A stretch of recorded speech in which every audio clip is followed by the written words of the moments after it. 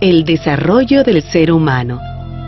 Hace miles de años, en algún lugar del África, empezaron a desarrollarse los primeros seres humanos. Estos hombres y mujeres no eran como somos hoy nosotros, sino que fueron cambiando muy lentamente. Primero, adquirieron una posición erguida. Luego, el pulgar de la mano se convirtió en un dedo que se oponía a los otros. La capacidad craneana aumentó y la mandíbula se achicó. Y así, a lo largo de miles de años, mientras iban cambiando, fueron poblando todo el planeta. Poblando América. Los hombres y mujeres de esa lejana época eran nómades, es decir, se movían de un lugar a otro para buscar su alimento. Así llegaron hasta una parte del Asia que está muy cerca de Norteamérica. Ellos pasaron de un continente a otro por el estrecho de Bering, que por entonces estaba seco. En esa época de intensos fríos, el nivel del agua del mar bajó y ese territorio quedó sin agua, así que entre ambas zonas había tierra. Así, sin darse cuenta, estas pequeñas bandas de seres humanos cruzaron de un continente a otro. Los cazadores perseguían animales como el bisonte de cuernos largos y el mamut lanudo. También había osos polares y renos, y muchos lugares estaban cubiertos de nieve. Años después siguieron su camino al sur, llegando a poblar todo el continente, incluso el territorio de lo que hoy es nuestro Perú. En nuestro territorio, cazadores y recolectores indiscriminados. Las primeras bandas que llegaron a nuestro territorio hace más de 16.000 años eran nómades y vivían de la caza, la recolección y la pesca. Cogían todo lo que servía para alimentarse: plantas, raíces, hojas, gusanos, animales más grandes muertos. Hombres, mujeres y niños trabajaban para poder sobrevivir, y sus instrumentos eran muy simples. Junto a ellos vivían animales como el megaterio americano, el tigre dientes de sable, el venado y el paleolama, que es un antepasado de los guanacos y vicuñas. En la sierra se refugiaron en cuevas como las de Uchumacchay y Jayhuamachai.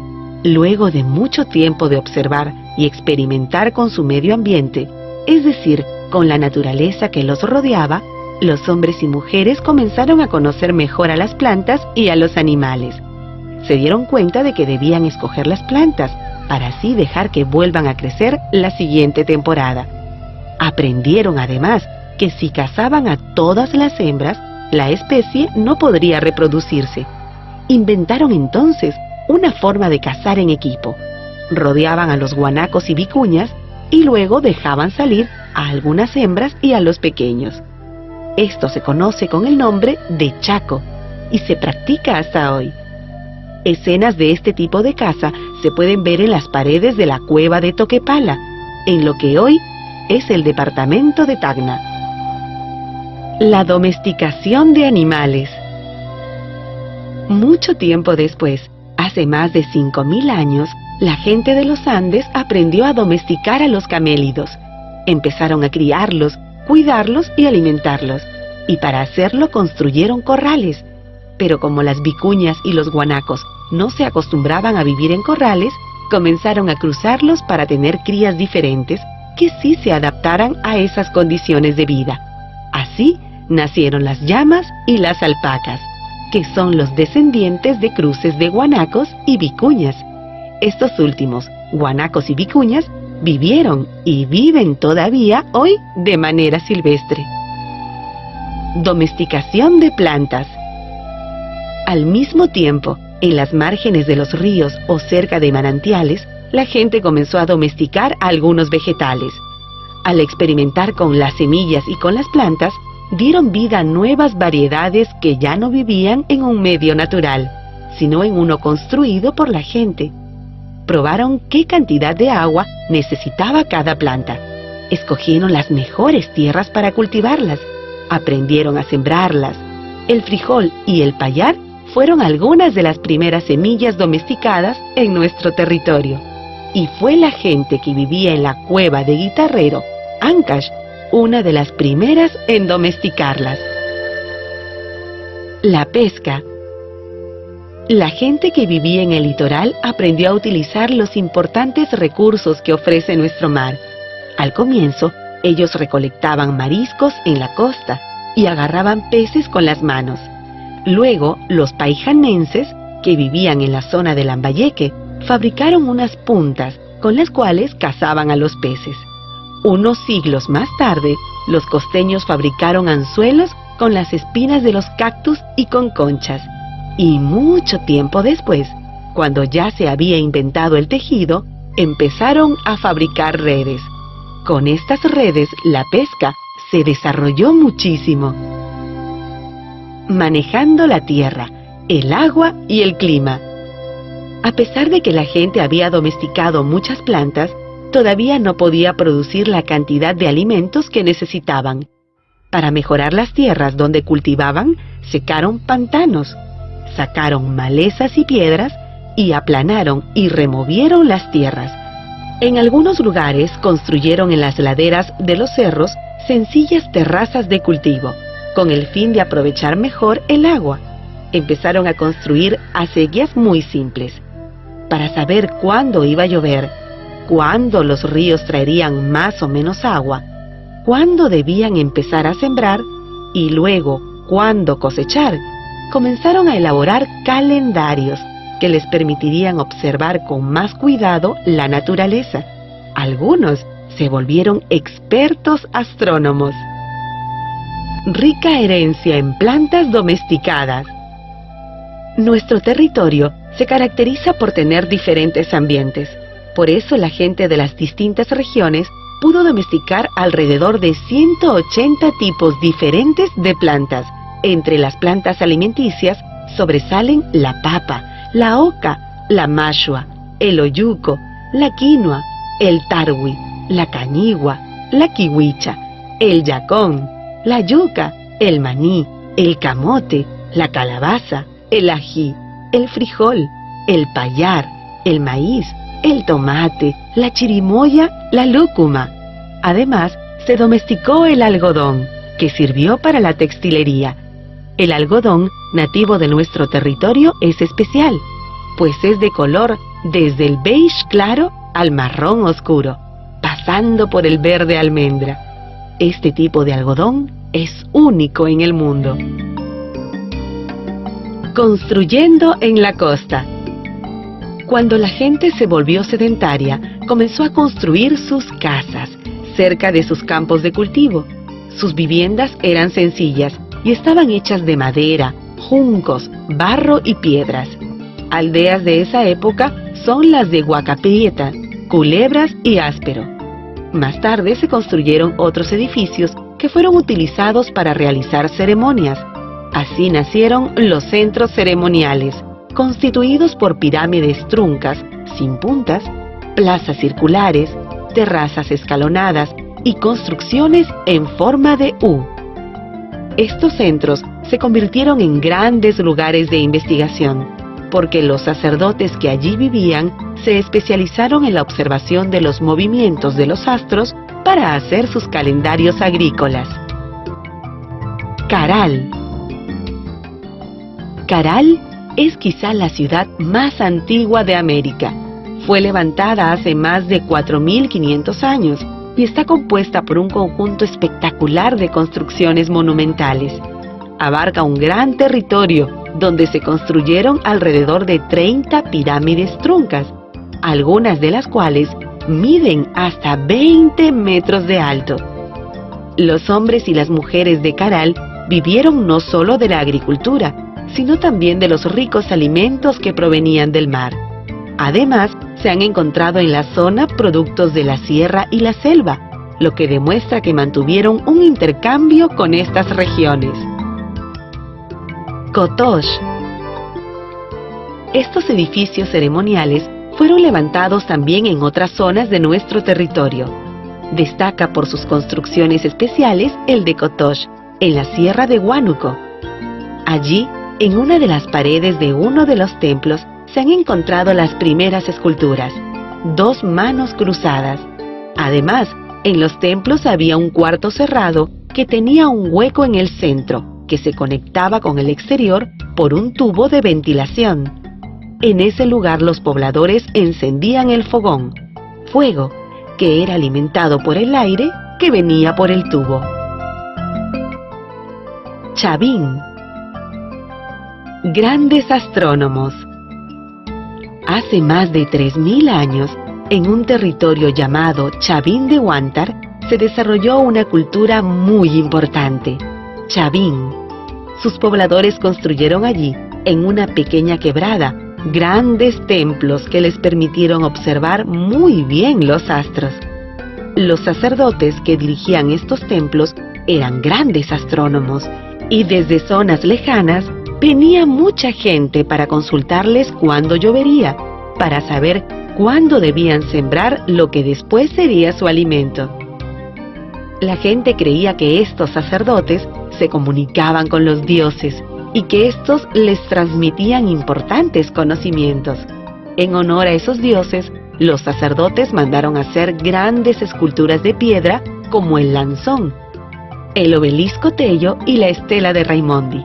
Todas ellas tienen apariencia feroz, pues fue así como sus pobladores imaginaron a sus dioses. Paracas. Grandes tejedores. Cientos de años después, se desarrolló en la costa sur otra cultura importante, la cultura Paracas. Los paraquenses vivieron principalmente en el Valle de Chincha, a 200 kilómetros de Lima, donde desarrollaron una gran agricultura y cultivaron mucho algodón. Con él fabricaron hermosísimos mantos, quizá los más bellos de América. Estos mantos tienen el fondo de un solo color, pero las decoraciones son multicolores. Para teñir los hilos usaron tintes naturales y crearon hasta 190 matices, imagínate.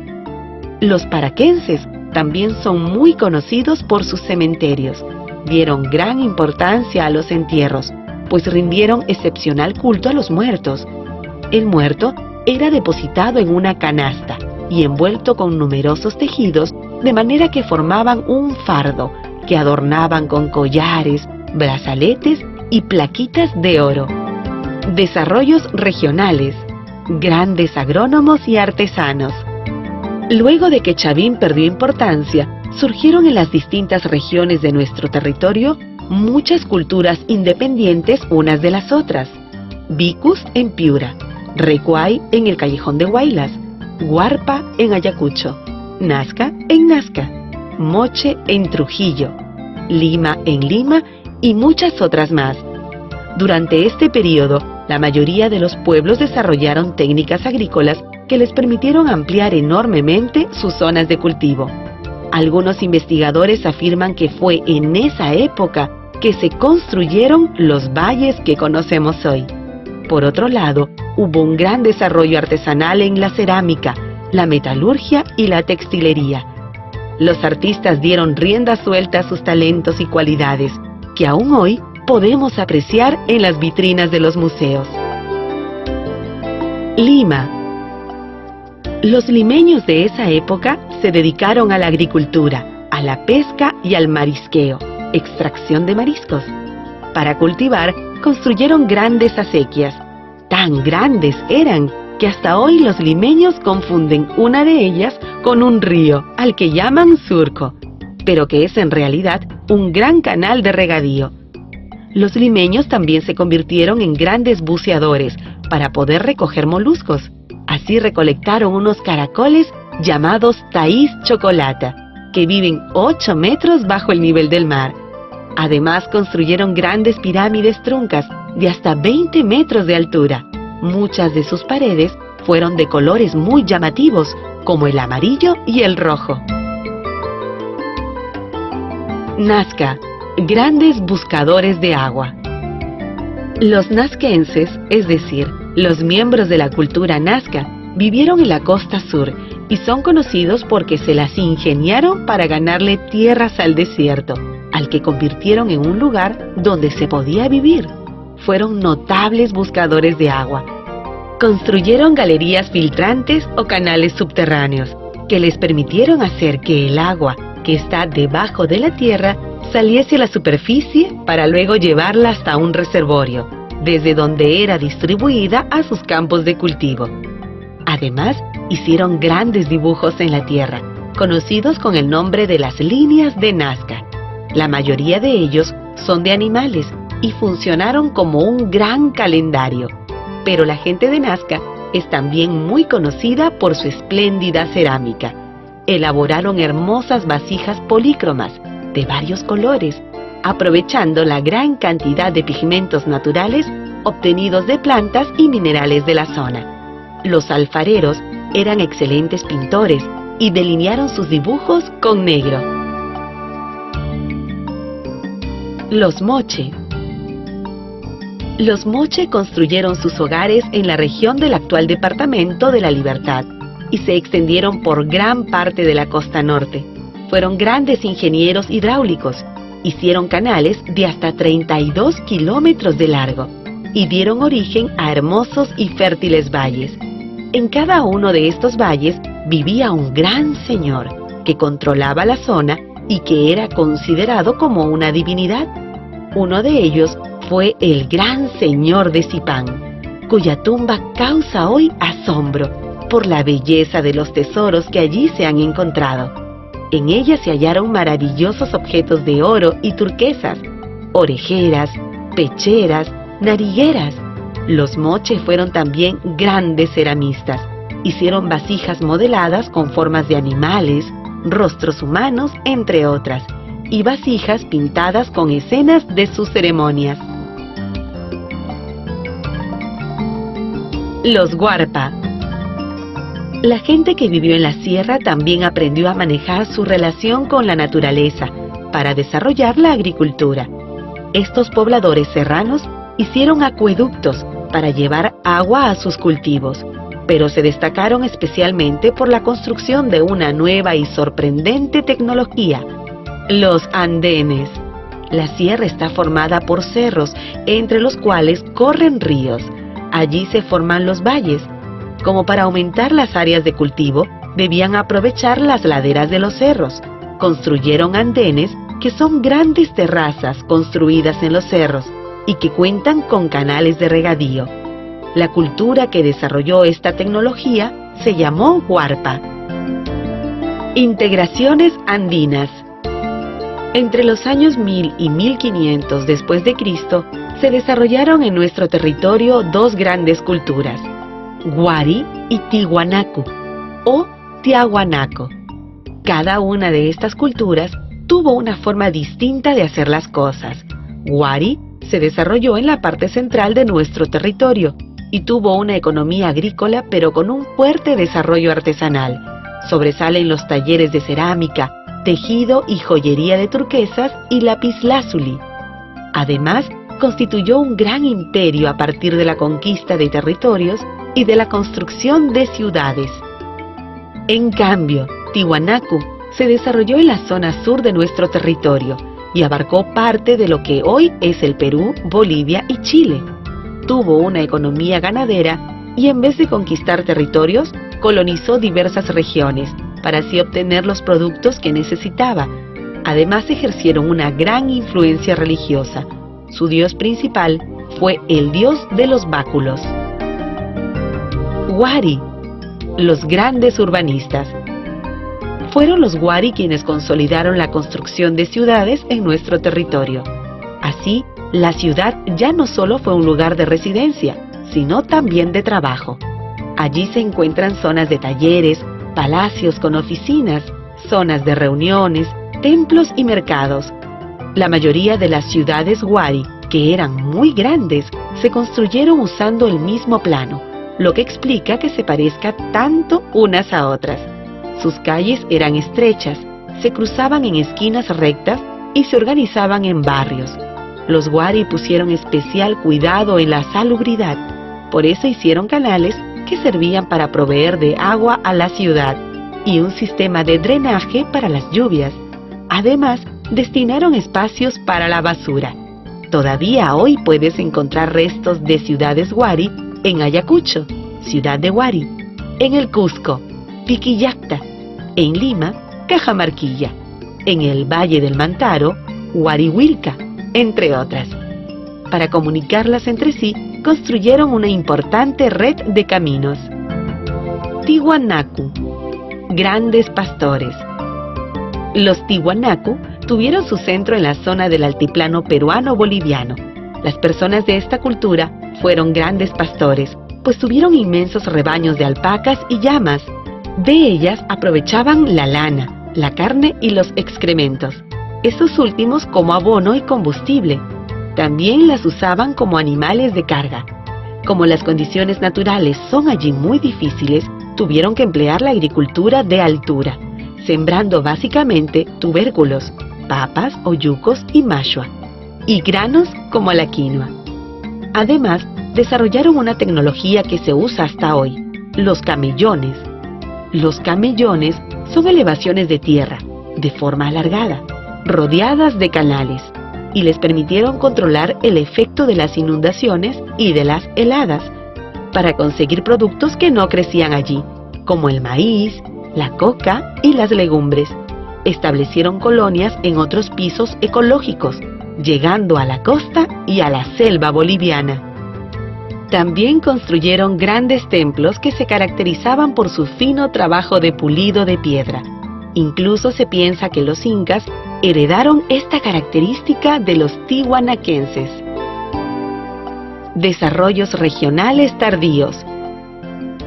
Luego de que la fuerza e influencia de Wari y Tiwanaku decayeron, se volvieron a fortalecer los desarrollos regionales.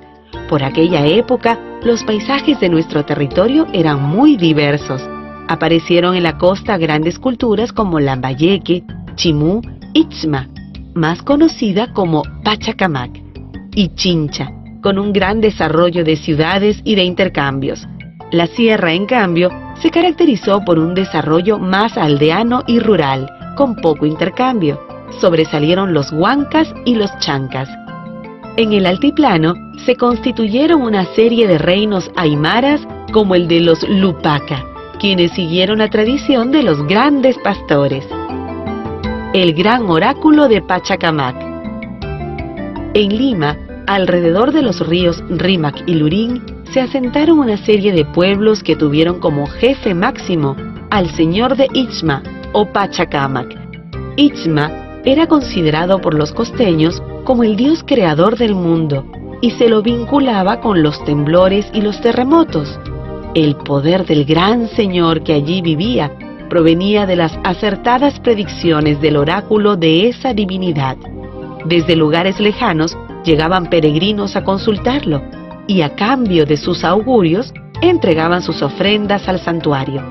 Fue así como Itzma o Pachacamac logró extender su influencia por muchas zonas. Alcanzó tanta importancia que cuando los incas llegaron a la zona consultaron su oráculo. Cuentan que fue ese oráculo el que los advirtió de la llegada de los españoles. La leyenda de Nailam. Cuenta la leyenda que un héroe llamado Ñamlap Nailam llegó a las costas de Lambayeque con su mujer y su corte, y que trajo un ídolo de piedra verde llamado Yampayek. Llegó por mar, desde el sur, en una flota de balsas, y dio origen a la cultura Lambayeque. Lambayeque, grandes orfebres. Los lambayeques o sicanes vivieron en la costa norte y hoy son muy conocidos por los muchos talentos que desarrollaron. Construyeron grandes pirámides, entre las que sobresale un conjunto de 25 de ellas, conocido con el nombre de Tucume. Los lambayeques, además, siguieron la tradición de sus antepasados y potenciaron el desarrollo de grandes proyectos hidráulicos. Tan grandes e importantes canales construyeron que lograron unir 5 valles. Pero en los últimos años, los sicanes han sido reconocidos como grandes y destacados orfebres. Nos han dejado una multitud de hermosos objetos trabajados en oro, plata y cobre, que fabricaban en talleres como los de Batán Grande. En efecto, los orfebres lambayecanos realizaron diseños muy delicados, finos y complejos, entre los que destacan los cuchillos ceremoniales y las máscaras. Chimú y su gran ciudad de Chanchan. Los chimúes fueron grandes conquistadores. Lograron formar un gran imperio que abarcó toda la costa norte, desde Piura hasta los límites de Lima. También fueron grandes agricultores, pescadores y artesanos. Pero si hay algo del pueblo chimú que llama la atención hasta nuestros días, es su arquitectura. Chanchan, la ciudad de barro más imponente de su época, llegó a ser el centro político más grande de la costa norte. Constaba de grandes palacios y fue construida sobre un terreno estéril para no desperdiciar las áreas agrícolas. A cada palacio se ingresaba por una entrada que parecía un laberinto que daba a una gran plaza. También tenían habitaciones para audiencias y depósitos, y en una zona muy importante se encontraba la tumba del gobernante. Todas las paredes internas de estos palacios están bellamente adornadas, con diseños de motivos marinos, olas, peces, redes. Chincha, grandes mercaderes a grandes distancias. Los chinchas dirigieron una importante red de intercambios entre Chincha, Cusco y el altiplano, y las costas del Ecuador. Al altiplano llegaron con recuas de llamas, llevando pescado seco y salado, cochayuyo, algas, y muyu de los cálidos mares del norte. A cambio, recibían cobre y coca. A las costas del Ecuador arribaron por mar en balsas hechas con juncos y madera. Hacia allá llevaban sobre todo cobre, un metal muy apreciado por los norteños, quienes lo utilizaban para fabricar herramientas. Desde allí traían el muyu, láminas y objetos de oro, chaquiras y esmeraldas. Fue así como los mercaderes de Chincha y su señor ganaron un gran prestigio que fue reconocido incluso por los incas. Chachapoyas. En la selva también se desarrollaron una serie de pueblos. Sobresalen los bravos y aguerridos chachapoyas, que vivieron entre los ríos Guayaga y Marañón. Nos han dejado grandes e impresionantes monumentos de piedra como Cuelap y el Gran Pajatén, a los cuales es muy difícil acceder. Sus construcciones de piedra tienen forma circular y están decoradas con frisos y murallas defensivas. También nos llama la atención hasta la actualidad su manera de enterrar a sus muertos. Construyeron mausoleos de piedra labrada y sarcófagos de arcilla, bellamente adornados. Los señoríos aymaras, grandes ganaderos. Alrededor del lago Titicaca se desarrollaron, siguiendo la tradición de los tihuanaquenses, una serie de señoríos aymaras: los Lupaca, los Coya, los Pacaje. Su economía se sustentó en la agricultura, papas, oyucos, quinoa, etc., en los recursos del lago y en la explotación de otros ambientes, donde podían obtener los recursos que no podían cultivar en una zona tan alta. Sin embargo, el verdadero secreto de la riqueza de estos señoríos estaba en la ganadería. Cuando llegaron los españoles, se sorprendieron al ver cómo los señores altiplánicos manejaban cientos de miles de llamas y alpacas, que incluso eran el sostén de la población en época de sequías o heladas. Tan rica era esa zona que el rey de España recibió y se guardó para sí mismo el reino Lupaca, uno de los más poderosos. Los incas y el Tahuantinsuyo. La de los incas fue la última gran cultura que se desarrolló en los Andes antes de la llegada de los españoles. Fueron grandes conquistadores y lograron tener bajo su control un enorme territorio conocido con el nombre de Tahuantinsuyo.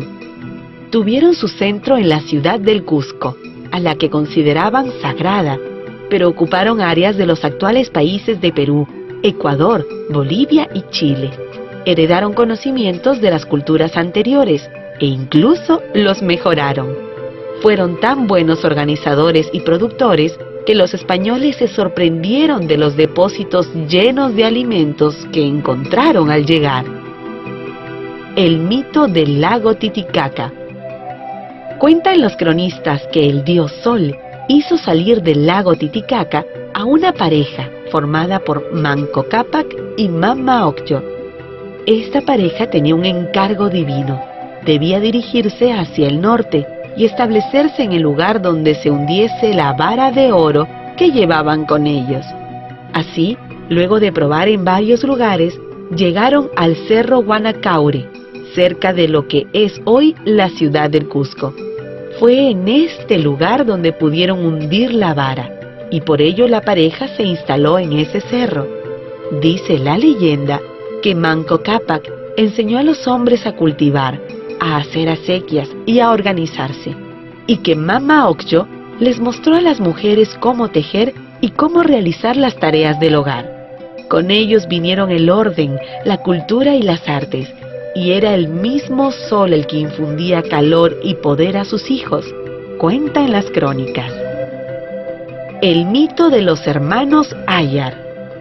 Narra la leyenda que el dios Huiracocha mandó que de una cueva en Pacaritambo, en lo que hoy es el departamento del Cusco, salieran 4 parejas de hermanos, Ayar Cachi y Mama Huaco, Ayar Uchu y Mama Cura, Ayar Auca y Mama Saragua, y Ayar Manco y Mama Ocllo.